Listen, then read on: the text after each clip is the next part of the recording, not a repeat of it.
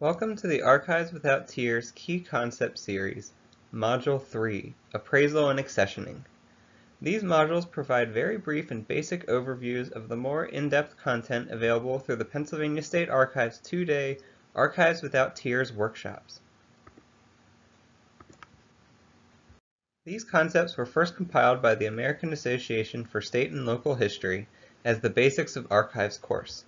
With funding from the National Historical Publications and Records Commission, the Pennsylvania State Archives adapted these principles into Archives Without Tears, or AWOT, an in-person 2-day workshop offering practical and accessible guidance for historical records repositories. This module, Appraisal and Accessioning, is one in a series of key concepts overviews. In this module, we will discuss how to appraise records, when to accept or reject new collections of records, transferring ownership of records to your archives, and how to create an accession record for new collections that you receive. In the last training module, you learned about creating a collections policy for your organization. In that policy, you laid out what types of records and other materials you want to collect, and what sorts of things you do not want to collect. Because you all have limited resources, you can't collect everything. You want to focus your energy and resources on the things that are the most important to you and your mission. In this module, we're going to talk about putting that collections policy into action. And you do that every time you have potential new records that you want to collect. You will be appraising materials of their historical value and then accessioning them into your collection, if you decide that you want them. When somebody offers to donate some materials to you, or if you see historical records for sale, or if there's a member of your community who has historical records in their possession, you need to appraise those records to determine their historical or research value to you and determine if they are worth acquiring. And when you've appraised materials and determined that you do indeed want them in your collection, then you will accession them or transfer them into your custody and establish physical and intellectual control over them by documenting what's in the collection, how much there is, and where you're storing it. Appraisal and accessioning are the first steps that you want to take with each new collection of records for your archives. So let's start with appraisal. Appraisal is about making decisions. And we're not talking about assigning a financial number or a price or fair market value to records. That's a job for Antiques Roadshow. What we're talking about here is appraising records for their historical or research value to your organization specifically. Are these records valuable to you?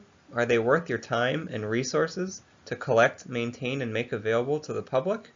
The answer is not always yes.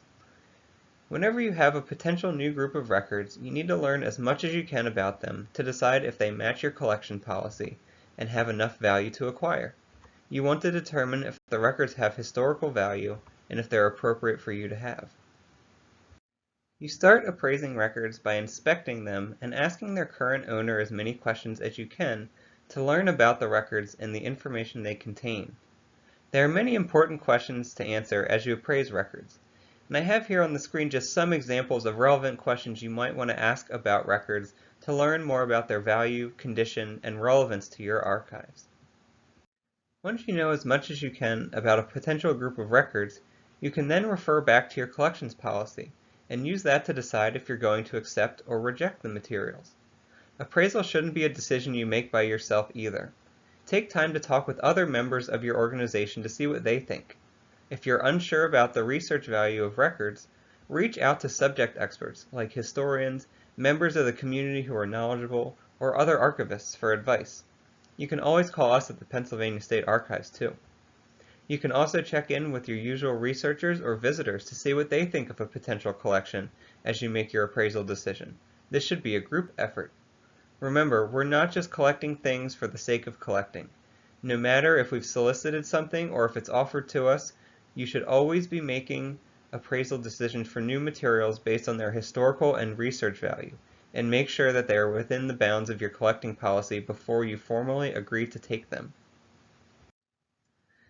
When you've finished appraising records, you're now ready to decide if you want to accept the records or not. If your appraisal determined that the records have low value to your organization, then it's time to tell the donor or the current owner, thank you, but you're not going to accept the records. In these cases, you want to be polite and kind to those potential donors, and you want to thank them for offering the records to you. If you think that another archives would be a better home for these records, encourage the donor to contact them. You want to try to stay on good terms with donors, especially if there's a chance they might have other materials they might donate to you in the future. This is a good reminder of why you want to have a collections policy in the first place. You can refer donors back to it to explain how you appraised the records and determined that you weren't interested in them. Sometimes this can be a hard conversation, and it's easier when you have a collections policy backing you up. But when you've appraised records and determined that yes, they do have important historical and research value to your organization, it's time to formally accept those records and make them a part of your collection. Now it's time to accession, or establish legal, physical, and intellectual custody over those records. This process is essential, and it ensures that you have clear ownership and access to those records.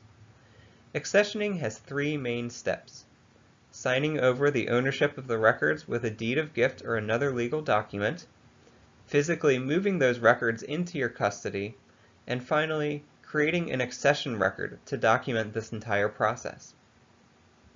The first step is to transfer the legal ownership of the records from the donor or original owner to your organization. This is a legal and ethical responsibility for archives when you accept any new material. By documenting the legal agreements that you have and accounting for the contents of new record collections, this helps to authenticate the provenance, or chain of ownership, of these records and helps account for the chain of custody and address any transfer of physical or intellectual property into your ownership. There are four main ways that archives typically take legal possession of records.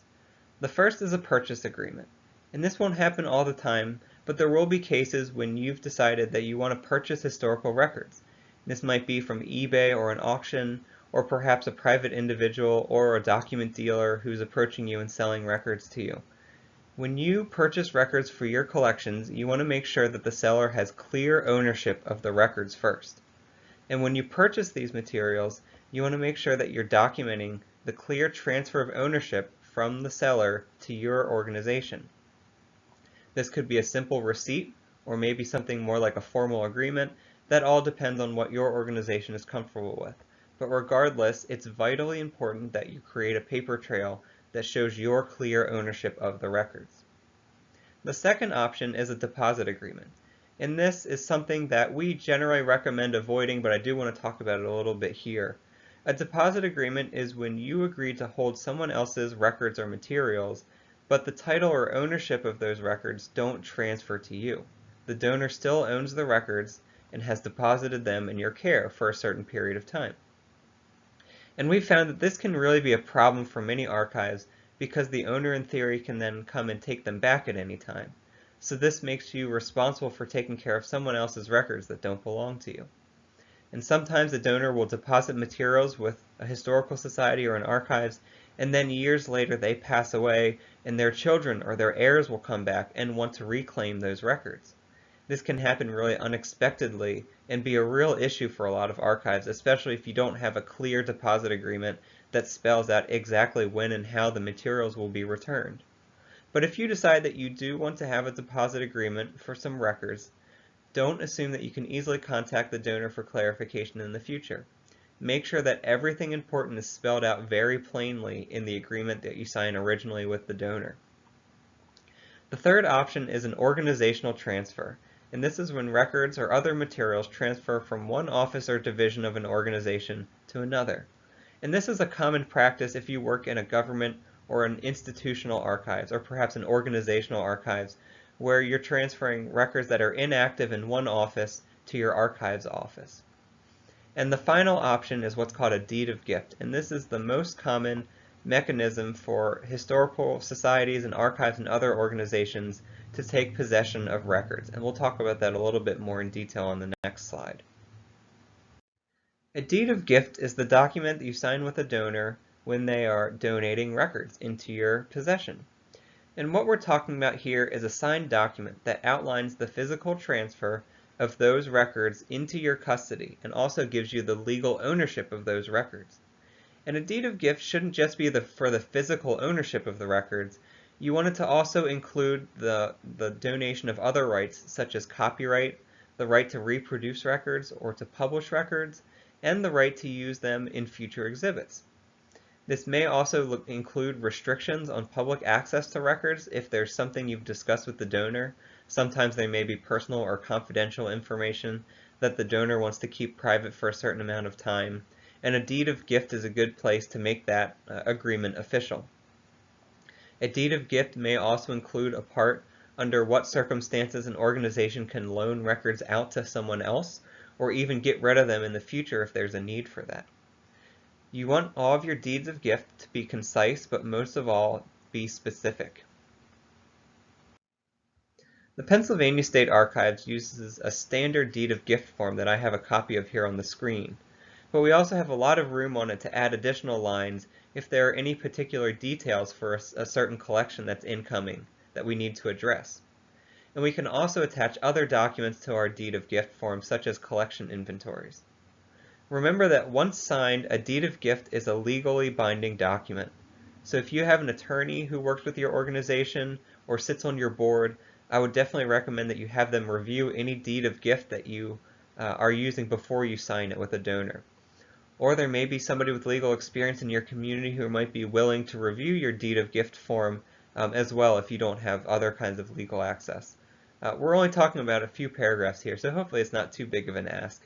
But once you have your deed of gift signed, you want to make sure that you retain it permanently in your archives because it proves that you have clear ownership and the right to use those records as stated in the deed of gift.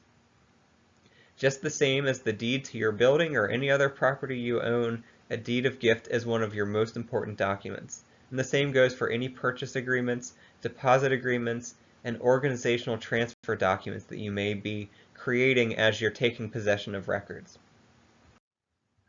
Once you've signed your deed of gift or your other ownership documents and have clear legal ownership over records, it's time to create an accession record for them.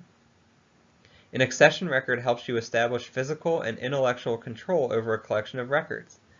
It documents what is in a collection, how much there is, and where it is located. And this is the first thing that you need to do with any records once they've come into your door. So, let's talk about how you go about doing that. There are 4 main steps in accessioning a record. The first is assigning an accession number. The second, labeling your records with that accession number. The third is creating an accession record. And the fourth is moving all of those records into appropriate storage. So let's go through those one at a time. First, you want to assign an accession number to the records as soon as you take legal possession of them. An accession number is a unique number that will help you keep track of those records once they're stored with your existing collections in the building. Next, you should record this accession number on all the accessioning records that you create and physically mark it on all boxes and containers that records are stored in. If you have loose books or volumes, you can write the accession number on a piece of paper that sticks out of it. As long as you're not marking the actual records themselves. You want to make sure that the accession record is visible on the entire collection so that in the future, if somebody sees records that may get separated, they know what accession it belongs to. Now that you've assigned an accession number to the records, it's time to create what we call an accession record, or a document that contains basic information on incoming records. You want to make sure that you have your new accession number clearly marked on your accession record. And after that, you want to write the following things. You want to have a descriptive title that tells you what the materials are, and you want to write down what the source of the collection is, so who donated it to you or where you got it from.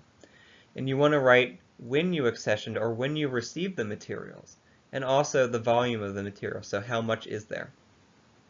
An accession record should also have a detailed description of the types of records that are in the collection. Is it just paper correspondence, or are there photographs or film recordings or other objects in there? And finally, an accession record should have the physical location in your building where the materials are being stored. And if it's a big accession or a big collection of materials, you might need to record multiple locations in your building. And this is really important because you want to tie the accession record to the physical location of those materials so nothing gets separated or lost. Remember earlier we talked about physically marking our boxes with the accession number. Well, now that we have an accession record with the location marked on it, we can now see a box and know which accession it belongs to, and then we can go back to the accession record and see exactly what's in that box without having to open it up and look at it again. This is going to save us a lot of time and headaches down the road. Here's an example of an accession record that we use at the Pennsylvania State Archives. We've added a few extra types of information from what I mentioned in the last slide, but some of these are optional and they depend on what your own organization's needs are. An accession record shouldn't be an exhaustive thing. It's more of an initial summary of the records as you receive them.